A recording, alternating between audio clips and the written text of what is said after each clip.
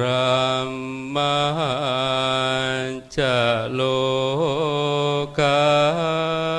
งเทปติสัมปติการชะเลอันเทวรังอายาจัตถังสันติทัสสะตังปาราชาขาชา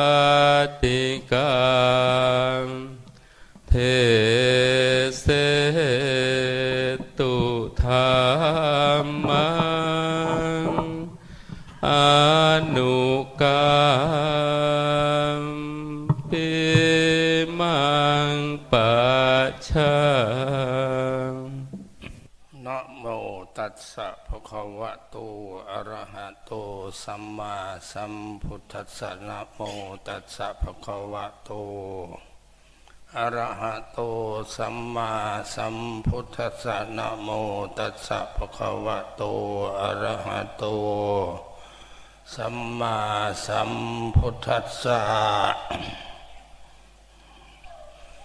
ก่อนอื่นขอแสดงความนอบน้อมแด่คุณพระศรีรัตนตรัยและแสดงความเคารพนับถือบรรดาพระสงฆ์องค์ข้าเจ้าภิกขุสามเณรตลอดถึงออกตนญาติโยมที่ทรงเกียรติและบ่ทรงเกียรติทุกคนที่มาร่วมในงานบุญครั้งนี้เป็นอันมากมายกายกองและเมื่อนี้อาตมาภาพมีความภาคภูมิใจซื่นใจที่ได้รับพระราชทานนิมนต์จากเจ้าอาวาสวัดป่าแห่งนี้ให้มาร่วมงานและมาเอาบุญนำคนว่ามาแล้วก็จักเสียวอยู่วันนะเนาะบุญนี่เนาะว่าเอามั่มไผ่ขึ้นไปขึ้นมากกับว่าจะเอาอยู่บอนนี่แหละเอาบอนเทศนี่แหละ ก่อนที่เข้าสู่เนื้อหาสาระธรรมเทศนาที่อาตมาจะได้นำมาชี้แจงแสดงโสดทรงองค์ศรัทธาของพวกเราพุทธบริษัทในมื้อนี้อยากขอทำความเข้าใจกับออกตนญาติโยมเมื่อทุกคนก่อนว่าเฮ็ดบุญแต่ละเทื่อบ่ว่าเฮ็ดบุญบ้านบ่ว่าเฮ็ดบุญวัดเฮ็ดบุญอยู่ไสก็ให้ฟังเทศน์เป็นหยังจังให้ฟังเทศน์นักปราชญ์ราชครูเพิ่นกล่าวไว้ว่าเฮ็ดบุญบ่ฟังเทศน์มันบ่ได้บุญเต็มเพิ่นว่าซั่นไหนได้ยินซั่นอาจารย์พุทธทาสเพิ่นเว้าว่าทำบุญไม่ฟังเทศน์เหมือนหมาหางด้วนเพิ่นว่าจังซั่นอาตมาก็จำได้เลยมาเว้าสู่ฟังอันนี้หมายความว่าเฮาบ่ได้ฟังเทศน์นั่นเฮาบำเพ็ญทานบ่จบบำเพ็ญทานบ่จบตามที่พระพุทธองค์ตรัสเทศนาสั่งสอนไว้ทานในทางพุทธศาสนาที่องค์สมเด็จพระสัมมาสัมพุทธเจ้าทรงแสดงไว้มีอยู่3โกฏฐาหรือว่า3ประเภท1อามิสทานอามิสทานก็ได้แก่การให้วัตถุเข้าของมีเงินทองของใส่น้ำในอาหารการกินเป็นต้น ทานสนิทนี้แต่เฮาก็ได้ปฏิบัติกันมาแล้ว มื้อนี้มัดมื้อแต่เช้าจนค่ำพวกมาตั้งโรงทานก็ทานข้าวเปียกทานน้ำส้มทานน้ำหวานท่านให้ทั้งออกทั้งตนทั้งญาติทั้งโยมทั้งครูบาอาจารย์แสดงว่าอามิสะทานได้ปฏิบัติแล้วอันนี้ก็ยังอภัยทานที่บ่ท่านได้ปฏิบัติอภัยทานเป็นอย่างอภัยทานก็คือการหลีกเว้นจากการเบียดเบียนซึ่งกันและกันได้การรักษาศีลนั่นแหละศีลที่เฮากับบ่ทันได้รับแสดงว่ายังบ่ทันได้ปฏิบัติอภัยทานขณะนี้เวลานี้ถ้าเฮากำลังปฏิบัติธรรมทานธรรมทานแม่นหยังธรรมทานธรรมทานก็คือการแนะนำพำสอนกันให้รู้จักบาปบุญคุณโทษประโยชน์และบ่เป็นประโยชน์ตลอดถึงแนะนำพำสอนกันให้รู้จักหนทางสวรรค์หนทางนรกหนทางพระนิพพานพุ่นล่ะอันนี้เพิ่นเอิ้นว่าให้ทำเป็นทาน ขณะนี้เวลานี้อาตมาก็กำลังพาญาติพาโยมปฏิบัติธรรมทานญาติโยมเป็นผู้สดับรับฟังการสดับรับฟังธรรมเทศนาก็เป็นการทำบุญอีกโกฏากหนึ่งซึ่งพระพุทธองค์ตรัสไว้ว่าธรรมสวนาใหม่บุญสำเร็จโดยการสดับรับฟังธรรมเทศนา ฉะนั้นจึงว่ามีความจำเป็นที่จะต้องฟังเทศว่าตามความเป็นจริงแล้วพระพุทธศาสนาของเฮานี่สิจริงร่างยั่งยืนแผ่พายขยายกว้างเอาของทั่วโลกนี่สิก็ย้อนการแสดงธรรมของพระพุทธองค์และพุทธสาวกตลอดถึงพระภิกขุสงฆ์องค์ข้าเจ้าที่สืบทอดพระพุทธศาสนาได้พากันปฏิบัติมาอยู่เนืองนิดเฮาจึงรู้จักการรักษาศีลรู้จักการให้กินให้ทานรู้จักการ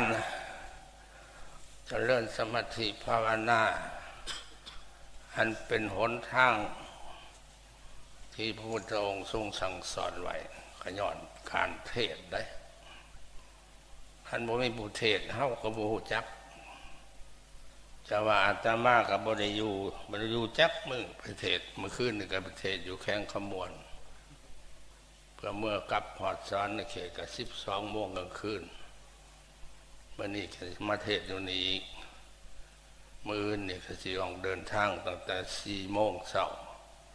ไปเทศอยู่ปากสันให้ท่านเวลา9 โมง 10 โมงตามแผนการเขาทั้งนี้นั่นก็ย้อนเห็นว่าการแสดงธรรมเทศนามันเป็นปฏิปทาขององค์สมเด็จพระสัมมาสัมพุทธเจ้าของพวกเฮาองค์สมเด็จพระสัมมาสัมพุทธเจ้าของพวกเฮานับแต่มือได้ตรัสรู้อยู่ที่ควงไม้สีมหาโพธิ์ที่ป่าอุรุเวลาเสนานิคมเมื่อเพิ่นได้ตรัสรู้แล้วเพิ่นนั่งเสวยวิมุตติสุขอยู่ในห่มโพธิ์ห่มไม้อัสสตปรณิโคตห่มไม้แคบพลอยไม้สาระเป็นเวลา7 อาทิตย์หลังจากนั้นพระพุทธองค์ก็มาไขควรเบิ่งศีลธรรมที่พระพุทธองค์ค้นพบ ว่าธรรมทั้งหลายที่เฮาได้ศึกษาดีแล้วที่เฮาได้ค้นคว้าเห็นความจริงแล้วเป็นธรรมที่สุขุมคัมภีรภาพยากนักยากหนาแก่ผู้ฟังจนเกิดความย่อท้อ ขึ้นว่าที่เราบอกประเทศดอกเทศที่เมื่อยที่ซื้อแหละคนมันจะฟังบ่ได้ดอกว่าจังจันได้พอตามตำราความคิดอันนี้ความคิดยอดท่อของเพิ่นอันนี้ดังขึ้นไปหอดสามบดีพรหมสามบดีพรหมเสียงลงมาอาราธนาให้เพิ่นเทศว่าจังซั่นเด้วางยาเนี่ยก็พอออกไม่ออกก็พากันเบาพอมาจาโลกาธิปติสหัมปติหมายความว่าเอาคำราธนาของสามบดีพรหม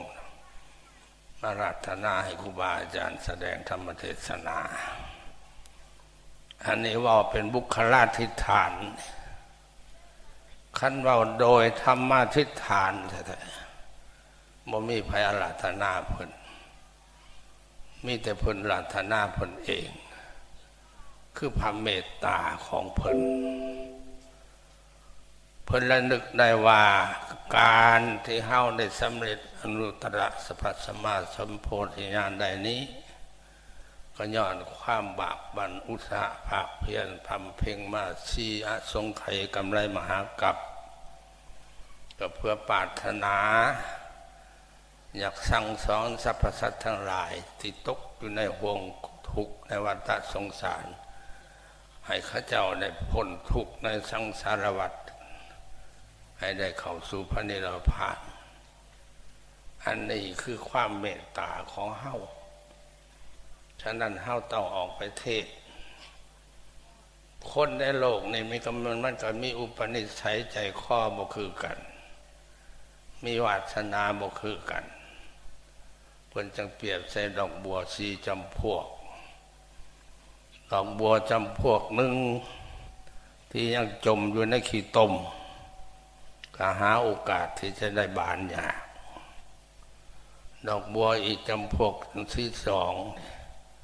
พ้นขี้ตมขึ้นมาแล้วอยู่ในระหว่างกลางน้ำอันนี้ก็หาโอกาสที่จะบานนี่ก็ยังยากเพราะบางเทื่อน่ะถูกเต่ากัดกินเสียถูกป่ากัดกินเสียดอกบัวอีกจำพวกหนึ่งอยู่ในใต้น้ำพรอสิพ้นน้ำนะอันนี้ก็มีโอกาสที่จะได้บาน 80% 90% ดอกบัวจำพวกหนึ่งพ้นน้ำขึ้นมาแล้วคอยแต่แสงแดดแสงตะเวนที่ส่องเขาเมื่อแสงแดดแสงตะเวนส่องเขาย่ำได้ก็เป็นบานโลดเพิ่นจังเปรียบใส่บุคคลว่าคนเฮาก็สันนั่นแหละผู้มีอุปนิสัยแก่กล้ามีวาสนาอันได้สั่งสมอบรมมาหลายกับหลายกันหลายศาสตร์เพิ่นว่าอุคติทันยูเปรียบกับดอกบัวที่พ้นน้ำแล้วบุคคลประเภทที่สองเพิ่นว่าวิปจิตันยูเพิ่นเปรียบคือดอกบัวที่กำลังสิพ้นน้ำในยะบุคคลเพิ่นเปรียบคือดอกบัวที่พ้นขี้ตมขึ้นมาแล้วปัทภปรมะบุคคลเพิ่นเปรียบคือกันกับดอกบัวที่ยังอยู่ในขี้ตมอุปนิสัยใจข้อค้นกับเหมือนดังเข้าใจมานี่แล้วฉะนั้นเฮาต้องออกประเทศนาเพิ่นจะได้ตัดสินพระทัยออกเดินทางไปเทศนาโพธิพันเจ้าวัคคีทำเบสอยู่ที่ป่าอิสิปตนามิคทายวันแขวงเมืองพาราณสีจนเฮ็ดให้พระปัญจวัคคีย์ทั้ง5 องค์ได้ดวงตาเห็นธรรมขอบวชเป็นพระภิกขุสงฆ์ในพุทธศาสนาองค์ตมิตรจางหันมาเพิ่นก็เที่ยวไปเทศไปเรื่อยๆเทศบ่ได้หยุดเทศบ่ได้ย้อนเขาไปเมืองใดเทศเมืองนั้นเทศให้คนทุกข์คนยากฟังก็เทศให้คนขี้กากขี้เหื่อนก็เทศให้คนเจ็บคนโซ่คนไข้คนป่วยก็เทศ เทศให้คนขี่เหล้าเมายากระเทศไปบัดพระพุทธองค์นะตลอด45 พรรษา ที่เพิ่นเที่ยวแสดงธรรมเทศนาโปรดประชาชนอยู่หั่นเพิ่นบ่ได้พักผ่อนจักมื้อบางมื้อก็เทศ4 เทื่อ5 เทื่อเทศในสำนักที่เพิ่นอยู่เป็นปกตินั่นเพิ่นไปถือ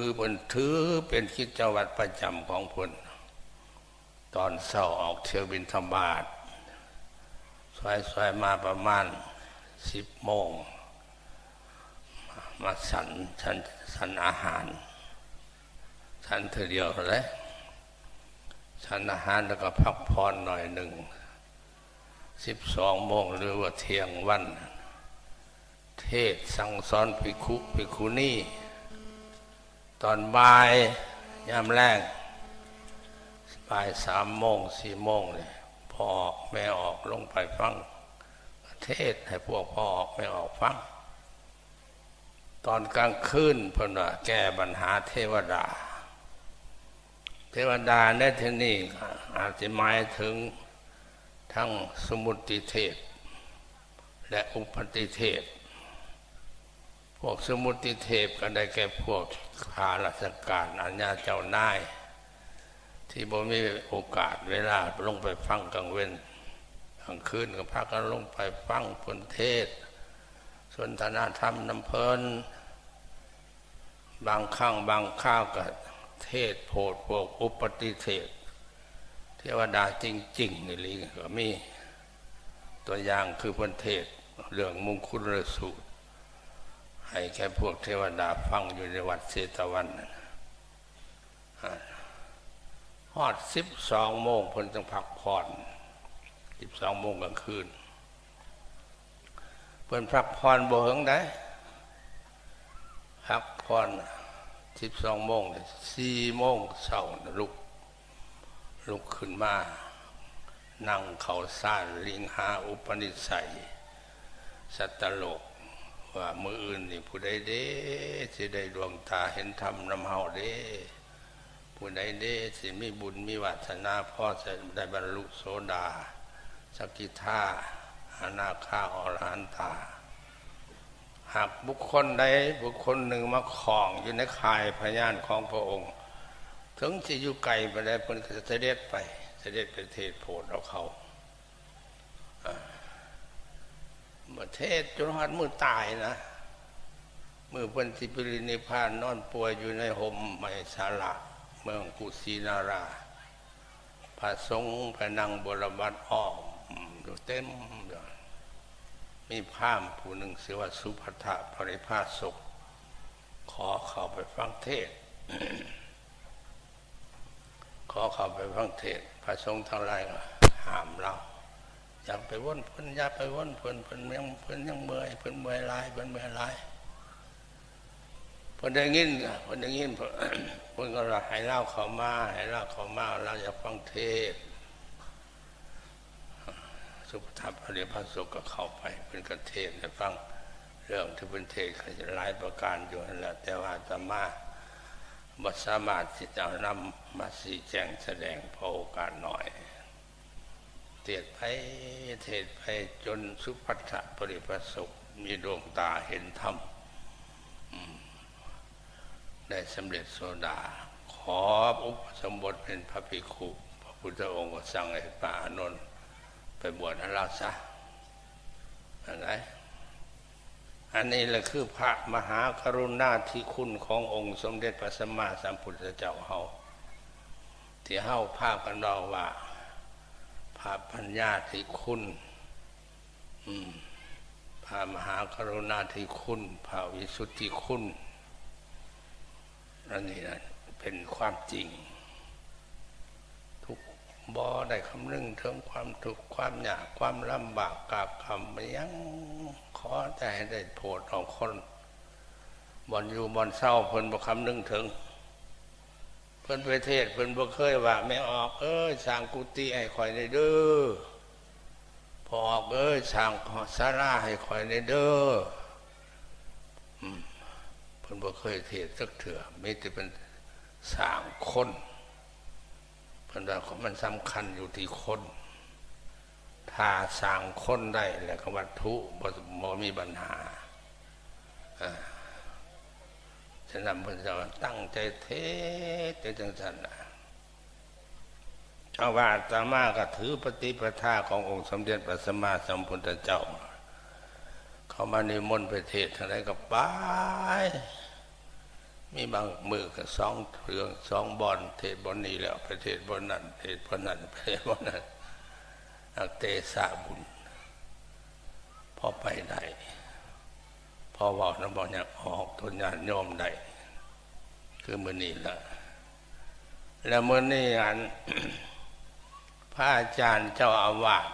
เพิ่นก็ประรบบุญอันสำคัญขึ้น2ประการที่1เพิ่นว่าเฉลิมฉลองเจดีย์บรรจุอัฐิธาตุของหลวงปู่หยังหลวงปู่ทองสุขซึ่งเป็นพระมหาเถระอันควรแก่การเคารพนับไหวของศิษยานุศิษย์ได้เอาอัฐิธาตุเพิ่นมาบรรจุไว้อยู่ที่ธาตุในบ่ออันนี้ก็เป็นบุญอันสำคัญอันหนึ่งเด้อเป็นบุญอันสำคัญเป็นการแสดงออกซึ่งความเป็นผู้ฮู้บุญคุณต่อคนที่มีบุญมีคุณต่อประเทศชาติบ้านเมืองมีบุญมีคุณต่อพระพุทธศาสนา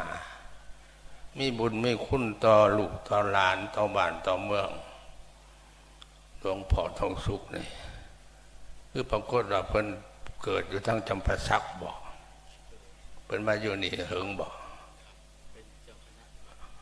เป็นเจ้าคณะตำบลบ่ก็ย้อนคุณงามความดีที่เพิ่นได้พำเพ่งมาน่ะยังเฮ็ดให้ออกตนญาติโยมพระสงฆ์องค์เจ้าครูบาอาจารย์มีความเคารพนับถือจนถึงคำว่าก่อเจดีย์บรรจุอัฐิธาตุเพิ่นไว้ให้เป็นที่ระลึกแก่อนุชนรุ่นหลังการฮู้บุญฮู้คุณของคนที่มีบุญมีคุณแล้วทำการตอบแทนอันนี้องค์สมเด็จพระสัมมาสัมพุทธเจ้าเพิ่นสรรเสริญว่าเป็นเครื่องหมายของคนดีดังพุทธพจน์ของเพิ่นตรัสไว้ว่าสาธุรูปนังนิมิตังกัตถัญญูกตเวทิตากัตถัญญูกตเวทิตาธรรมเป็นเครื่องหมายของคนดีดีแนวอื่นพระพุทธองค์พระบรมทรงสรรเสริญได้ดีด้วยอำนาจวาสนาดีด้วยทรัพย์สมบัติพัสถานดีด้วยบริวารสมบัติต่างๆพระพุทธองค์พระบรมสรรเสริญได้เพิ่นพระมาสรรเสริญเอาคนที่ฮู้บุญคุณของเพิ่นแล้วทำการตอบแทนได้เป็นเครื่องหมายของคนดีมีกับพระอาจารย์เจ้าอาวาสพร้อมด้วยลูกเต้าศิษย์โยมไทยบ้านปงขามบ่แล้วก็บ้านอื่นๆได้ที่เคยได้เพิ่งพรมเงาเขาแก้วของหลวงปู่ทองสุขพร้อมเพียงกันมาสร้างเจดีย์สถานเนี่ยนี่ให้เป็นอนุสรณ์สถานเป็นที่ระลึกของลูกของหลานถือว่าเป็นเนื้อหน้าบุญอันหนึ่งนี่อาตมาขออนุโมทนาสาธุการขอเสียงสาธุการน้ำผลหลายๆขออำนาจบุญกุศลที่พระอาจารย์เจ้าอาวาสได้แสดงออกซึ่งกตัญญูกตเวทิตาธรรมต่อหลวงปู่สุขซึ่งเป็นบุรพาจารย์เป็นผู้นำพาปฏิบัติศาสนกิจในท้องถิ่นนี้ขอให้ท่านจงเป็นผู้เจริญด้วยศีลเจริญด้วยธรรมเจริญด้วยศรัทธาเอาบัดนี้สิเข้าสู่เรื่อง ที่เฮาเคยเฮ็ดเคยทำกันมาเรื่อยๆตอนที่สองเด้อก่อนที่แสดงเรื่องที่สองนี้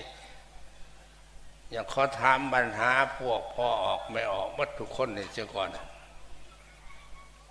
ไม่ออกแม่นยังเป็นเครื่องเครื่องประดับให้วัดให้บ้านให้เมืองบ่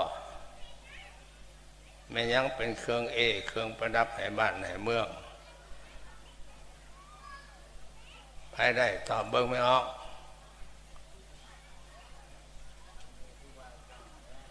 ฮะ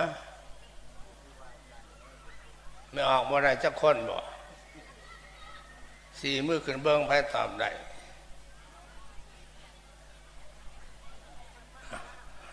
วันว่าอารามใช้ไม่ออกได้ฮะไม่ออกบ้านไหนฮะไม่ออกบ้านไหนโอ้เก่งหลายเก่งหลายวัดว่าอารามเป็นเครื่องเครื่องประดับให้แก่ชาวบ้านเด้อถึงแม้บ่มียังบ่มีครูบาอาจารย์อยู่กับมีวัดไม่ว่าก็เป็นภูมิหน้ามีตาได้ถึงว่าบ่ได้ใช้ประโยชน์ยังก็เป็นที่สง่าราศีให้แก่บ้านแก่เมืองทำนองเดียวกันกับเครื่องเครื่องประดับของพวกไม่ออกที่พ่อแม่ซื้อให้ใช้สร้อยบ่ตุ่มหูบ่แหวนเพชรแหวนพลอยขั้นผู้ใดได้ใส่เครื่องเครื่องประดับที่มีคุณค่าราคาสูงคือดังว่ามาหันกันถือว่าเป็นภูมิหน้าเป็นภูมิตาเป็นที่สนใจของคนทั้งหลายไผก็อยากเบิ่งไผก็อยากแย่งพากันย่องพากันซองว่าโอ้ยพ่อแม่เขาหังเขามีเงินมีคำซื้อเครื่องเครื่องประดับให้ลูกได้ได้ย่องทำนองนั้นนะอันนี้คือกันบ้านไหนมีวัดสวยๆวัดงามๆกำแพงวัดก็งามประตูเข้าวัดก็งามกุฏิวิหารก็งาม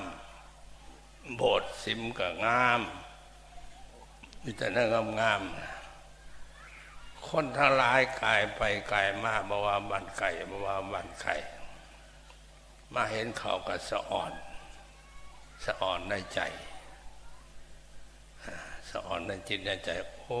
บ้านอันนี้แม่งเขาเจ้าศรัทธาแก่กล้าเนาะต่อวัดต่อวาต่อศาสนาเบิ่งเขาสั่งวัดเขางามแท้ๆเป็นตาสิได้บุญเด้เนาะโอ้สาธุขอยอมเมื่อบุญนำเด้อแม่นบ่ไม่ออกเคยจะบ่ไปเห็นวัดงามๆแล้วยอมมือสาธุนั่นล่ะแล้วก็นอกจากเป็นเครื่องเครื่องประดับคือดังกล่าวมาแล้วนั้นยังเป็นสถานที่บำเพ็ญบุญกุศลเป็นสถานที่ปฏิบัติศีลปฏิบัติธรรมเป็นสถานที่อบรมศีลอบรมธรรมเป็นสถานที่ตักนำทำบุญ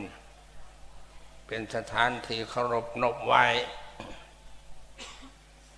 หมายความว่าเฮ็ดให้สถานอันนี้สถานที่ดังกล่าวนี่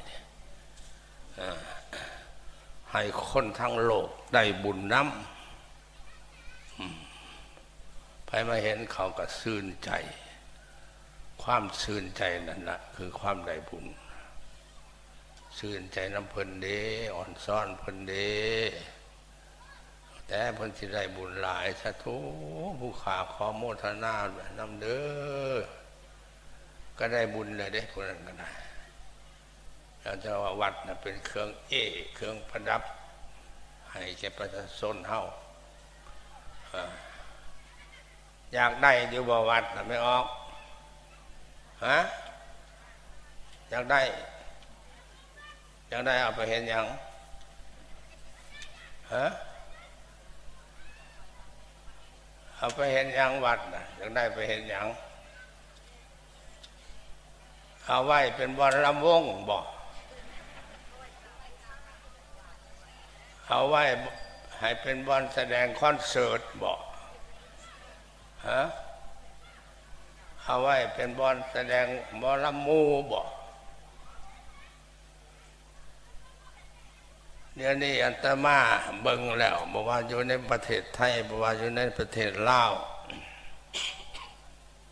ท่านถามว่ายังได้อยู่บ่บุญยังได้มาถามว่าตัวบุญเป็นอะไรบุญคืออย่างอันนี้ก็สิถามไม่ออกเดี๋ยวนี้ละเด้อ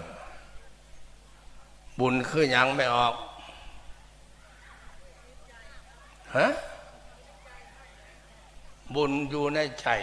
บ่แม่นบ่ทนอดบ่นั่นก็ถามว่าบุญคือหยังเดี๋ยวนี้บุญคือหยังบุญคือมวลบ่แม่นบ่คือเห็นถามข่าวกันมาแต่ไปบุญบ้านนั้นบ้านนี้ก็มีแต่ถามว่าเป็นอะไรเอ้ยไปเอาบุญบ้านหวานใหญ่มวลบ่เฮ้ยก็ว่าบุญคือมวลจังตอนถามหาแต่แนวมวลบุญคือสิ่งที่เต็มไปด้วยความดีจำไว้เด้อบุญเต็มไปด้วยของดีบุญเต็มไปด้วยอันจบอันงามเพราะบุญเต็มไปด้วยความดีเต็มไปด้วยของดีเต็มไปด้วยของจบของงามแหละมันจึงเป็นปัจจัยให้เฮาเกิดความสุขในตำรับตำราครูบาอาจารย์เพิ่นเขียนไว้ว่าบุญเป็นสื่อของความสุขเป็นอย่างมันจะเป็นสื่อของความสุขเพราะมันเป็นของดีคันใดอันใดดีๆแล้วก็มีความสุขในใจเฮามีความชื่นใจจนความสุขใจความเป็นจริงแล้วเนี่ยครูบาอาจารย์เพิ่นแนะนำพร่ำสอนเฮาไว้ให้ฮู้จักว่าบุญคืออันดีคืออันเต็มไปด้วยความดีคืออันเต็มไปด้วยของดีให้เบิ่งแต่สถานที่เฮ็ดบุญเพิ่นก็ประดับประดาตกแต่งยอกด้วยทุ่งด้วยทิวด้วยดอกไม้ดอกไม้บ่อนพักบ่อนเช่าของครูบาอาจารย์กับผู้เสื้อสาดอาสนะผ้าพรมยังหาแต่ของดีๆมาให้นั่นก็ส่องแสงให้หูแล้วว่าบุญคืออันเต็มไปด้วยแนวดีไม่ออกที่มาเอาบุญนี่ก็นุ่งแต่เครื่องดีๆมีอยู่บ่ผู้นุ่งศีลขาดมานี่ฮะบ่ได้นุ่งจักคนนุ่งเสื้อขาดเด้บ่นั่นขั้นไปเอาบุญล่ะหาแต่อันดีๆไปนุ่งสุ่งอันดีเสืออันดีแพร่อันดีบอกคือไปเอาบาปได้ไปเอาบาปไปหาขุดกบขุดเขียนในนุ่งชินขาดไปก็ได้ เสียมค้อนของหน่อยไป บุญเต็มไปด้วยอันดีแล้วอาตมาเห็นเมื่อนี่ อาตมาหลุดคือยังอายพวกไม่ออกเป็นยังจะว่ายังอายพวกไม่ออกนะเป็นคนมีบุญเป็นคนบุญหลายอาตมานะบุญหน่อยเด้อสิถามเบิ่งก่อนเด้อเอามาได้ว่าให้ฟังแล้วบุญเคลื่อนเต็มไปด้วยแนวดีเต็มไปด้วยของดีเต็มไปด้วยความดีในเฮือนไม่ออกมีบ่เขาฮะหน้าไม่ออกมีบ่มีควายเด้มีบ่รถไถนาเด้มีบ่มีในตารางเฮือนน่ะกกเผามีบ่กกม่วงมีบ่กกมะขามมีบ่กกกล้วยมีบ่ แสดงว่าเป็นผู้มีบุญแล้วเด้อของเรานี่มันเป็นปัจจัยเราเลี้ยงชีวิตเฮาให้เฮามีความสุขความสบายพ่อไม่ออกบุญหลายกว่าอาตมาน่ะหน้ากับบ่มีควายกับบ่มีงัวกับบ่มีเหล้าเข่ากับบ่มีเมียกับบ่มีลูกกับบ่มีพวกไม่ออกมีหมดแม่นบอกแต่ก็แสดงว่าพวกไม่ออกบุญหลายกว่าอาตมา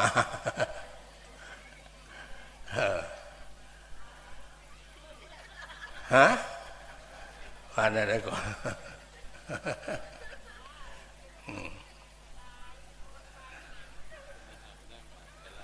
ไม่ห่างนั่งใหม่ก็หลายคุณบอก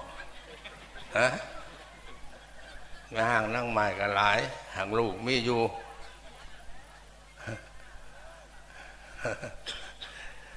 อันนี้มันเป็นทรัพย์ภายนอกเงินคำกำแก้วเสื้อผ้าหนาแพร่หัวควายไปเขานำซ้ำป่ามันเป็นทรัพย์ภายนอกแต่มันก็มีความสำคัญก็เฮาสิเจริญทรัพย์ภายในให้บังเกิดขึ้นได้ก็ต้องอาศัยทรัพย์ภายนอกยกตัวอย่างคือว่าเฮาสิไปทานได้เฮาก็ต้องมีเงินจึงไปทานได้หรือว่าเฮาสิเสียสละเหือเสียสละแห้งไปซอยเวียงซอยงานน้ำป่าน้ำลุงน้ำลูกน้ำล้านน้ำบ้านน้ำเมืองได้ก็ต่อเมื่อเฮามีโอกาสมีเวลาเฮาอยู่ดีมีแห้งเฮาบ่เจ็บเฮาบ่ไข้มันเป็นปัจจัยต่อเนื่องให้เกิดทรัพย์ภายในทรัพย์ภายในมีอย่างมีศรัทธามีศีลมีจาคะเอานี่เป็นต้นนั่นนะอย่างได้บุญหากว่าจักตัวบุญก็เอาบุญบ่ได้เลยไม่ออกเด้อต้องให้จักตัวบุญการบ่จักตัวบุญเจ้าน้อยสิได้กินขี้ดังยาคู่นี่พอออกผู้หนึ่งพายเพื่อรับจ้างเอาค้นความน้ำมือหนึ่งแล้วมีกู้บาไปแล้วกู้บาก็เอิ้นพ่อมาเอาควายแน่แล้วก็พายเพื่อไปหับหัวกู้บาคือนอนจะฟังแล้วกู้บาก็จะให้พอดเล่าอันละเอานั่งลงคอยจะเอาบุญให้เจ้าว่าสันแล้วก็นั่งลงเอานบคอยจะเอาบุญให้เจ้าแล้วก็นบยังคู่กันว่าเจ้าเอาคอยความน้ำมากก็ให้เจ้าได้บุญหลายๆเด้อพอกเด้อให้บุญคำนำสู้เจ้าให้เจ้าอยู่ดีมีแห้งสุขังมังมีเด้อพอกเด้อเล่าว่าในใช้บุญนะบุญกันอยู่ในใจแล้วก็นบเอานบอะไรได้มันเอาไปเห็นได้นี่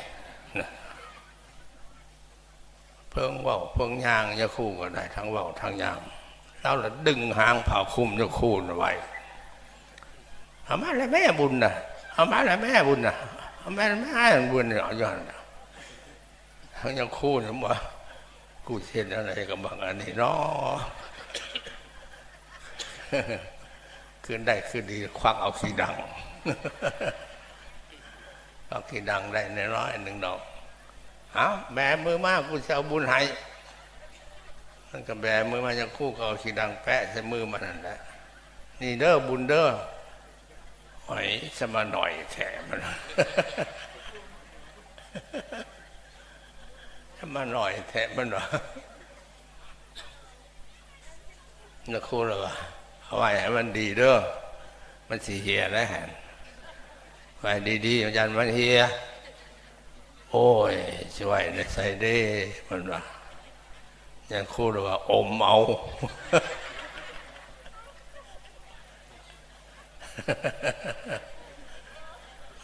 มันก็ป้อนปั๊บใส่ปากมันก็อมมันหน่อยหนึ่งบุญในที่เข้มๆเนาะ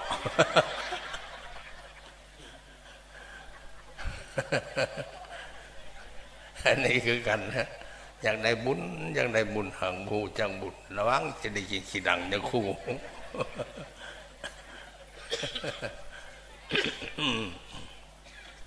บุญเคลื่อนเต็มไปด้วยของดี เต็มไปด้วยความดี เต็มไปด้วยอันดีหาสิถามต่อไปอีกปัญหาที่สองบุญอยู่ในไสเนาะฮะบุญอยู่ในใจบ่แม่นบ่แม่นบุญอยู่ในวัดบ่คือได้ยินส่วนกันลงวัดเท่าใดก็ว่าไปเด้อเฮ้ยลงวัดได้ลงไปเอาบุญได้ว่าซั่นก็บุญอยู่ในวัดซั่นตัวถูกต้องแล้วบุญอยู่ที่ใจเนอะ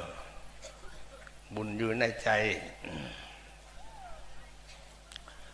บ่เห็นบ่แท้เฮาย่องคนที่ใจบุญสุนทานมักกินมักทานมักตักน้ำทำบุญเฮาก็ย่องสองสรรเสริญเพิ่นว่าโอ้ยจะแม่นเล่าใจบุญจะแม่นเพิ่นใจบุญซั่นเด้กงกันข้ามบาปก็อยู่ในใจคือกันเด้อ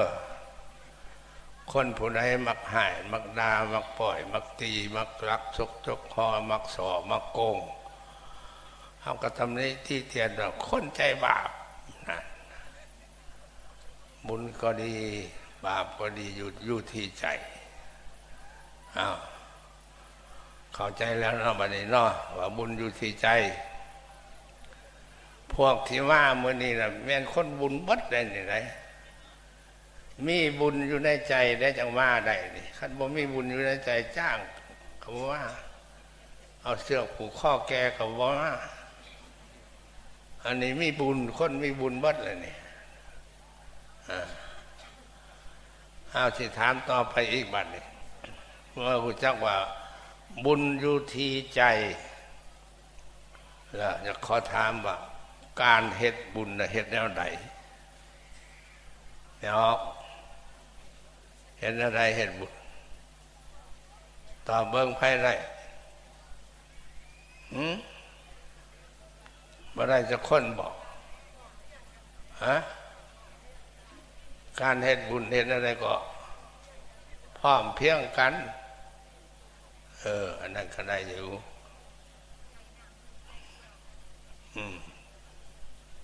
ให้ใจพร้อมใจเพียงกันพร้อมกันเฮ็ดพร้อมกันทำเนาะว่าตามหลักที่ทั้งพุทธศาสนาพระพุทธองค์สอนไว้ว่าการเฮ็ดบุญหรือการทำบุญแม่นการชำระแม่นการชำระอย่างชำระบอนอยู่ของบุญนี่คือชำระใจเฮาให้เป็นใจบริสุทธิ์พุทธพองบอนอยู่ของบุญคือหมักหัวใจหรือว่าจิตใจถ้าจิตใจผู้ใดสะอาดสะอ้านจิตใจบริสุทธิ์พุทธพองบุญจังอยู่น้ำทำนองเดียวกันครับที่อยู่ของคนที่อยู่ของคนเฮาก็คือเฮือนซ่านล้านแปดหากว่าเฮือนหลังนั้นน่ะมันสกปรกหกเหื่อสมัยนั้นมันยังเต็มไปด้วยเสื้อโรคเสื้อไข้เสื้อไข้เสื้อเจ็บคนก็อยู่บ่ได้ถึงคืนอยู่กับมีโทษคือได้รับพยาธิอันนี้ก็ทำนองเดียวกันนั่นแหละใจผู้ใดบ่บริสุทธิ์เฮ็ดบุญบ่ได้บุญบ่อยู่น้ำเด้อไม่ออกเด้ออยากได้บุญต้องชำระสิ่งที่บ่เป็นบุญนั่นออกให้มันเบิดมันจังสิได้บุญทำนองเดียวกันกับเขาต้องการทองคำเอาไปขุดเอาน้ำผามันเป็นแร่อยู่มันติดอยู่ในก้อนขี้หินมันติดอยู่น้ำดินอย่างมาแล้วเขาสกัดเอาหินออกสกัดเอาดินออกให้มันเบิดมันจังสิเหลือแต่ค่ำอันนี้ก็ทำนองนั่นแหละ ใจของท่าเฮาในปุถุชนคนยังนาด้วยกิเลสมันยากที่จะได้ใจบริสุทธิ์พุทธพองฉะนั้นเพิ่นจะว่าก่อนจะเฮ็ดบุญเราต้องชำระใจเฮาให้บริสุทธิ์เสียก่อนอันในพิธีกรรมที่นักปราชญ์อาจารย์พ้นผ้าเฮาเฮ็ดบุญแต่ละเทื่อนั่นเด้อไหว้พระสักการะบูชาดอกไม้ธูปเทียนเอาพระพุทธธรรมประสงค์มาเป็นสรณะเป็นที่พึ่งเพื่อกำจัดปัดเป่าสิ่งที่มันเป็นของสกปรกอันเนื่องน่องอยู่ในจิตในใจเฮาชำระความขี้ทีชำระความโลภโดยการให้ทานชำระความหายชำระความโกรธชำระความอิจฉาตาหอนโดยการรักษาศีลชำระความโง่จ้าล่าหลังความหูเท่าบ่ถึงการโดยการมาเจริญภาวนาสดับรับฟังธรรมเทศนาอาจารย์ว่ามื้อนี้จะเฮาก็สิมาเอาบุญพุทธาพิเศษหมดคืนเท่าแจ้งอยากได้บุญย้อนการมาสมโพธิพุทธรูปหรือว่ามาสู่พุทธพิเศษต้องพากันชำระใจเสียก่อนแต่ว่าเดี๋ยวนี้อาตมากำลังชำระจิตชำระใจให้ได้เด้อย่อมอยู่บ่ย่อมให้สำราญอยู่บ่ไม่ออกย่อมอยู่ออกไปแต่นี่จะไปหากินเฟอกินก๋วยเตี๋ยวอยู่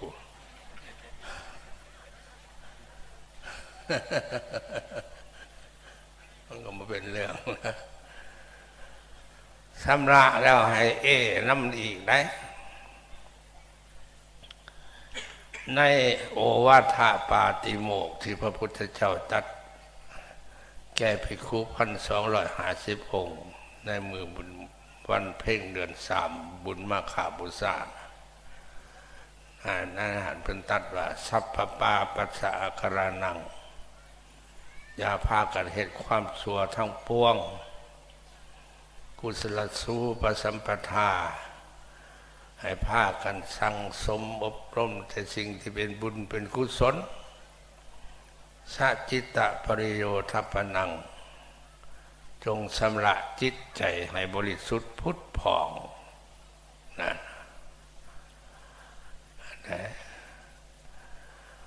ชำระแล้วชำระให้มันสะอาดแล้วต้องให้นำให้ประดับประดานำมันจึงเป็นตะเบิงมันจะเป็นตาส้มเป็นตาอ่อนซอกอ่อนซ่อนเข้าไปห้องน้ำอาบน้ำอย่างดีสุสบู่ราคาดีสมิน้ำสุผมด้วยเส้นผูเส้นยังคักแน่มันออกมาสินกระบลุงเสือกระบลุงทุกถ้วยออกมามันจะเป็นตะเบิงบ่ฉะนั้นเขาก็ว่าผีเพศหลอกกังเว้นนั่นแหละสำระแล้วต้องน้ำเด้อเอายังเป็นเครื่องสำระความโลภความโกรธความหลงสำระออกเมื่อแล้ว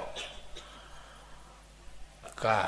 มันพยายามประพฤติคุณงามความดีอันเป็นวิธีทางของชาวพุทธไทยเฮา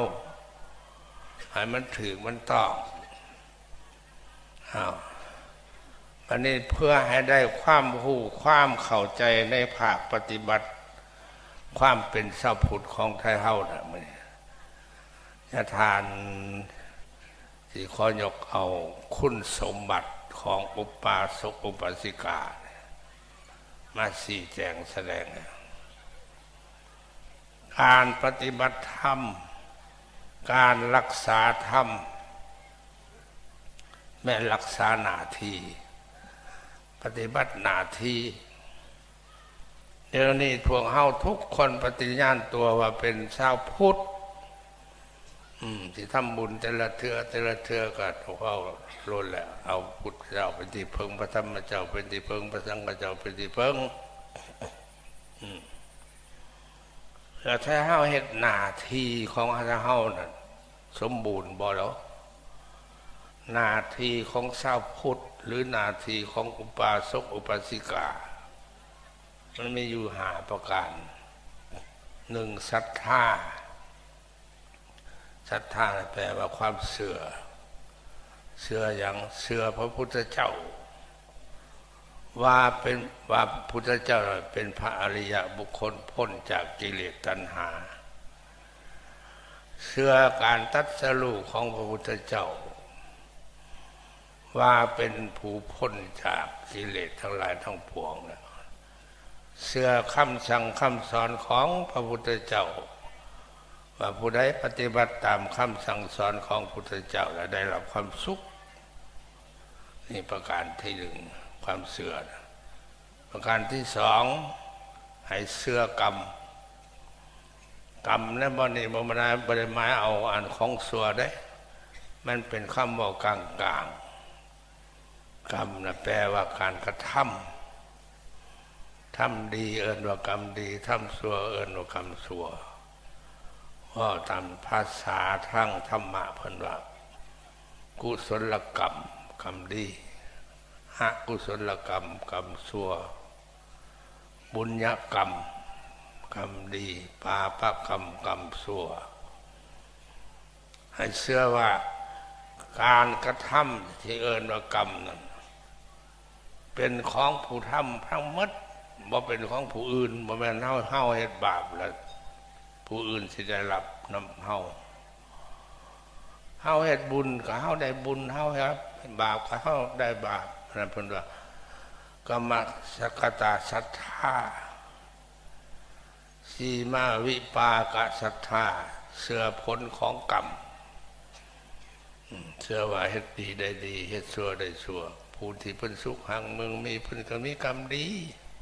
ย้อนกรรมดีของเพิ่นเป็นผู้สนับสนุนผู้กระทุกข์ทุกข์ยากลำบากตากรรมเขาขาดแรงแกงขาดหมอก็ย้อนกรรมชั่วของเขากรรมชั่วเป็นผู้สนับสนุนเชื่อให้เชื่อจังซี่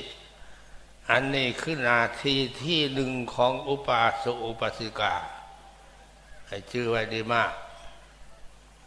หน้าที่ที่2หน้าที่อุปาสกอุปาสิกาข้อที่2เป็นอุปาสกอุปาสิกาให้เป็นผู้มีศีลอย่างน้อยที่สุดศีล5อย่าให้มันขาดถึงมันขาดก็อย่าให้มันหลายปฏิบัติบ่ได้ตลอดเดือนตลอดปีก็วันศีลบ่ให้ละวันพระบ่ให้เว้นให้สมทานเอาศีล5เนี่ยมันได้เป็นยังจะให้มีศีลก็เพิ่นสิให้มีศีลนั่นน่ะเพราะว่าศีลนั้นเป็นเครื่องรักษากายวาจาให้เรียบร้อยคนเฮานี่คันไม่กายไม่วาจาเรียบร้อยล่ะบ่ผิดต้องของเถียงกันจักเทื่อบ่อาฆาตมาดร้ายกันจักเทื่อ คันรักษากายวาจาเรียบร้อยคือรักษาศีล ที่ยกตัวอย่างให้เห็นใกล้ๆเด้อเดี๋ยวนี้ไม่ออกมานั่งเต็มอยู่ในปารำบ่แม่นได้ตั้ง700-800 คนพุ่นบ่นี่อาจสิได้เนาะ 4,000 กว่าคนนั่นคนประมาณ 4,000 คนมาอยู่นำกัน มิตรสมอยอยู่บ่ปากบ่จาบ่โต้บ่เถียงกันบ่เว้าที่นินทากันยังและทั้งนั่งประนมมือฟังเทศน์ครูบาอาจารย์ด้วยความเป็นระเบียบเรียบร้อยก็ย้อนหยังย้อนเป็นผู้มีศีลล่ะศีลมันรักษากายวาจาให้เรียบร้อยคันแม่นไปอยู่บ่อนอื่นบ่ได้มาอยู่ในวัดเนี่ยบ่ว่าอยู่บ่เฮ็ดบุญนี่จักสิเป็นอะไรเด้อเนาะตีหัวกันก็มีล่ะเด้อตายฮีพ่อฮีแม่ก็อึกทึกแล้ว บ่หาแต่ว่าตัวเองสิมีศีลนะแม่นอยู่ใกล้พ่อแม่ครูบาอาจารย์ผู้บุญมีศีลผู้บุญเจริญด้วยศีลเฮาก็สงบสงเงียมนะแล้วอายหูตื่นตุกหูรู้สึกตัวมีหิริมีโอตตัปปะโอ้อยู่ใกล้จะทานได้อยู่ใกล้วัดได้เนี่ยเข้าวัดได้เนี่ยอยากด่าก็อดอยากให้ก็อดพวกมาสิดาผัวแล้วคู่แบบโปรขึ้นมาเพื่อนเผาขึ้นมาตายอย่างคู่พวกมาสิดาตาเท่าหนึ่งศีลมันระงับความหายได้นั่นเพิ่นจะว่าให้พากันมีศีลมีแม่ออกคนหนึ่งเราด่าเก่งด่าลูกด่าผัวด่าเป็ดด่าไก่เมื่อใดเราบ่ได้ด่าเนี่ยเรากินข้าวบ่แซ่บอยู่มามือหนึ่งเหลือไม่ครูบาไปนอนในเฮือนเราครูบาน้องไส้ผัวบ้านเราบ่มีวัดครูบาเป็นน้องไส้พยายามอ้ายยามพี่นางเราไปนอนในเฮือนเราหันนอนคืนหนึ่งก็บ่เมื่อ2 คืนก็บ่เมื่อ3 คืนก็บ่เมื่อเมื่อที่4บุญจังเมื่อพอยังคู่ว่าคอยสิเมื่อเด้ออ้ายเอ้ยคอยสิเมื่อเด้อพี่นางเด้อเมื่อดีว่าซั่นล่ะพอยังคู่ลงวิทย์เฮือนปรับเรามือลูบอกคอยเรานั่งบุพัวหรือเอาโกยโอเคสั่งเฮ้ยยังคู่มาอยู่ในเฮือนนี่3 มื้อ4 มื้อพอยังด่าสิตายก็บ่ได้ด่าอันไหนมันจะว่าให้มีศีลทุกคนมีศีลก่อนที่มีศีลได้ก็ย้อนคิดเห็นใจกันว่าคนเฮาทุกคนมักความสงบด้วยกันทั้งหมดบ่มีใครต้องการความวุ่นความว่าบ่มีใครต้องการความผิดต้องของเถียงกันเฮาบ่มักให้หมู่ด่าเฮาก็จะด่าหมู่เฮาบ่มักให้หมู่ว่าขวัญเฮาก็จะเว้าขวัญหมู่เว้าผิดกันบ่แล้วบ่ตัวเอาไปเอามาตัวผู้เดียวบ่มักไปหาส่วนเอาหมู่หมดเบื้องกรุงเทพมาเป็นหมู่ด่ากันอยู่คู่มือนี่ปานนั้นเพิ่นว่าอหิงสาเพิ่นว่าได้อหิงสาตายหาอย่างไปหาบุกสำนักงานเขาไปหาไล่พนักงานไปหาไล่ขาไล่ตีกันอย่างว่าอหิงสาโอ้ยจับมันมาบวชอีกจัก15 ปีมันเป็นคนหน้าบักกันนี่ตัว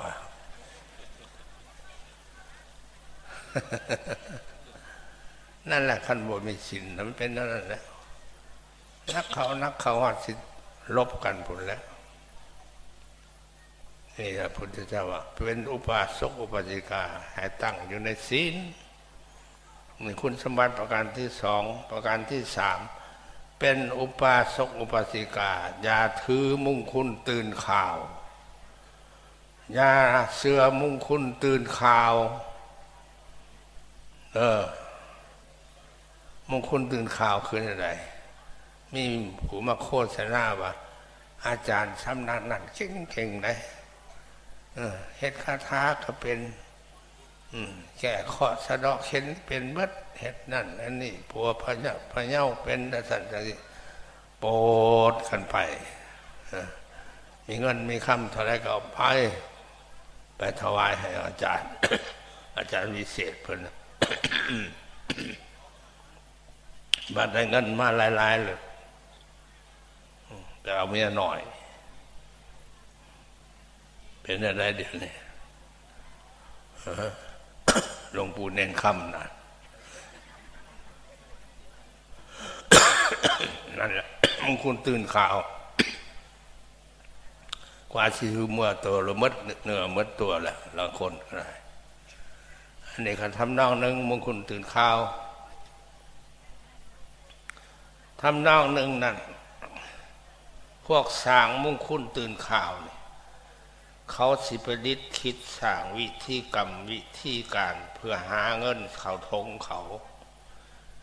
เจ้าสิผู้เคลื่อนเจ้าต้องปลุกวันนั้นได้เจ้าสิผู้เคลื่อนเจ้าต้องเอาอันนั้นได้เอาอยู่ใช้ลุงโอ้อยู่น้ำข่อยก็มีมาเอาน้ำข่อยก็ได้ถ้าได้อันนี้ไปใช้อันเสาแหกใช้เสาควันแล้วขับคูนเด้อก็เชื่อเขาไปซื้อของเขาบ่เห็นบ่เดี๋ยวนี้ทั้งพี่ก็ยังเฮ็ดอยู่บ่เวลาผูกเคลื่อนนั่นยกเสาเอกยกเสาขวัญผูกใบคูนใส่ใบย่อใส่ยอดอ้อยใส่แขนใส่นี่บ่ฮะนี่โอ้ยเป็นอันเดียวกันพี่หาตัวเดียวกัน ลาวกับไทย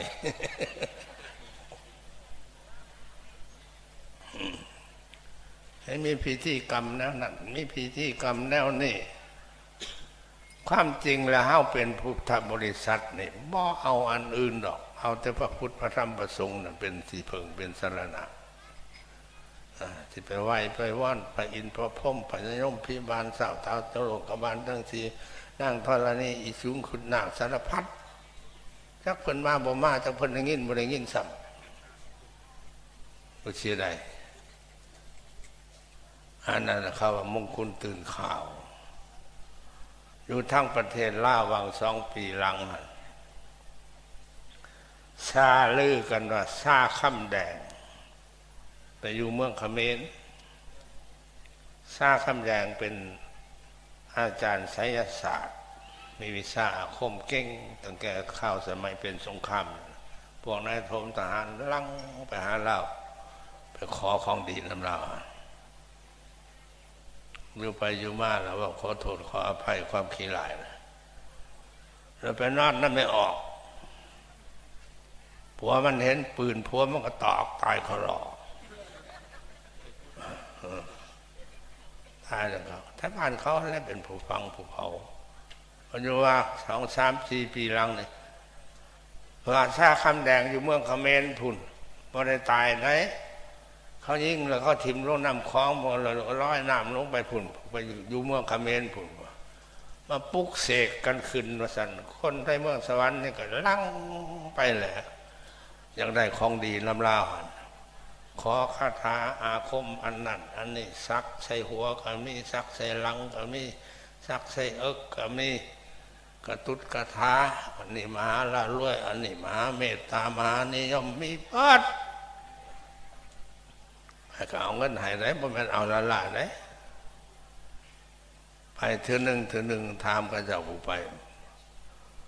สู้ไปสู้บ่ได้เสียบ่เงินก็เสียแล้วเสียค่ารถแน่เอาถวายเพิ่นแน่ถวายเพิ่นหลายบ่ได้โยน 2,000 3,000 บาทพุ่นแล้วแน่เทศสิบ่ทันสุดจังได๋สิหมดเวลาแล้วไม่ออกพระไว้เทศนาเนาะนั่นนี่แล้วคัญญาทานเทศไปโฆษณากันว่าเป็นพระศักดิ์สิทธิ์เท่าเลยนะอายุ90 กว่าปีพุ่นเลยเฮ้ยผู้ใดได้ลูกแข้งลูกขาเพิ่นก็สิอยู่ดีมีแห้งสิบ่เจ็บสิบ่ไข้สิบ่ล้มสิบ่ตายพากันโปไปขอลูกแข้งลูกขาไม่ออกกับลูกอาตมาแต่วันนี้คู่ผีบ้าไปให้ไม่ออกลูกขาเป็นยังบ้านลูกค่อยผลตัว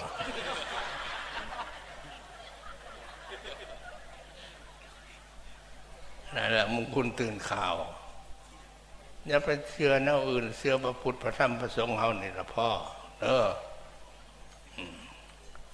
เอาจ้อนขอให้มันหมดซะยัง2 ประการที่4เป็นอุปาสกอุปาสิกาให้เฮ็ดบุญแต่ในทางพุทธศาสนา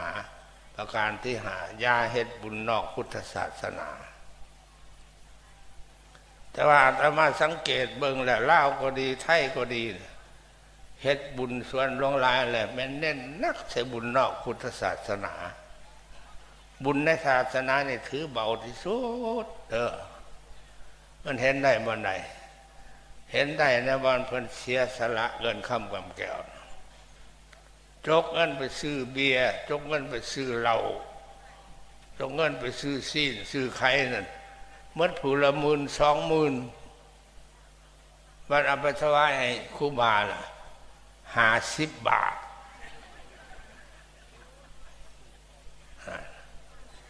เฮ็ดบุญนอกพุทธศาสนาน้อยเห็นบุญในพุทธศาสนาน้อยบุญในศาสนอกศาสนาเนี่ยหลายอยู่บ้านอาตมาเองกันแล้วเป็นไปอยู่อเมริกาหลายปีแล้วมายามบ้านมากับพาอ้ายพาน้องเห็นบุญน้ำพ่อน้ำแม่ไปซื้อกองบุญ3 กองมาตั้งแล้วก็ไปจ้างหมอลำมูมางั้นจ้างหมอลำมูนั่น7 ล้านกีบไปจ้างวงดนตรีอีก3 ล้านกีบเป็น10 ล้านกีบนั่นแหละซื้อเหล้าซื้อเบียร์ซื้อนั่นซื้อนี่ต้อนรับครับสู่หมู่กอง2 สั่นไอ้น้องป้องปายก็สิหมดอยู่ล้าน1 2 ล้านมันตื่นมื้อเช้ามาตั้งบาตรญาติน้ำเอาเงินใส่ซองไปถวายครูบาผู้ละ10,000 กีบ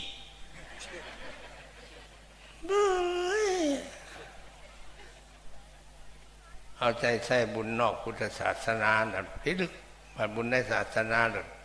ถือเป็นลิ้นถือเป็นของลิ้นสำคัญกับจำพีจังว่ามีเจ้าพ่อองค์หนึ่งไปจมเมื่อนั้นอาตมาไปพ่อสวนทางกันเลยถามมาแต่ใช่เจ้าพ่อมาแต่เอาบุญเพื่อนเขาเพื่อนบ้านไหนนี่แหละบ้านหาดเนี่ยไปเอาบุญเท่านี้เราได้เป็นพีเราอย่างนี้มาสร้างว่านั่นน่ะโยเราจ้างหมอลำเรื่อง7 ล้านจ้างวงดนตรี3 ล้านซื้อเหล้าซื้อเบียร์ก็สิมันอยู่แล้วทั้ง2 ล้าน3 ล้านเฮ็ดบ้างมาถวายเฮาเลย10,000 กี่ก็สมันทำผีเห็นแล้วเรา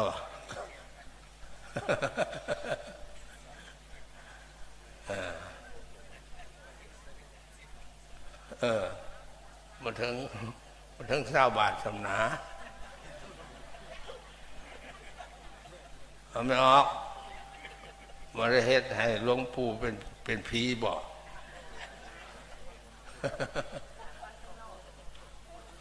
เอาอาตมาแสดงธรรมเทศนาพระสดทรงองค์ศรัทธา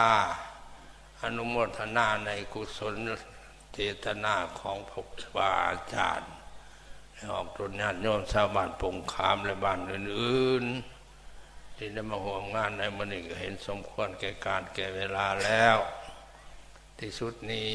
อาตมาภาพขออาราธนาเอาอานุภาพพระพุทธเจ้าพระธรรมเจ้าพระสังฆเจ้าอานุภาพบุญศีลกินทานที่พวกเขาทั้งหลายได้สั่งสมอบรมมาแล้วโดยดีจงร่วมกันมาเป็นพละปัจจัยเป็นพรไสอันประเสริฐปกกระหม่อมจอมขวัญพวกเฮาให้พากันดูดีมีสุขหายทุกข์หายโศกหายโรคหายภัยอายุมันขวัญยืนการกุ้งหุ่งเฮืองในชีวิตของตนจงทุกคนเถิด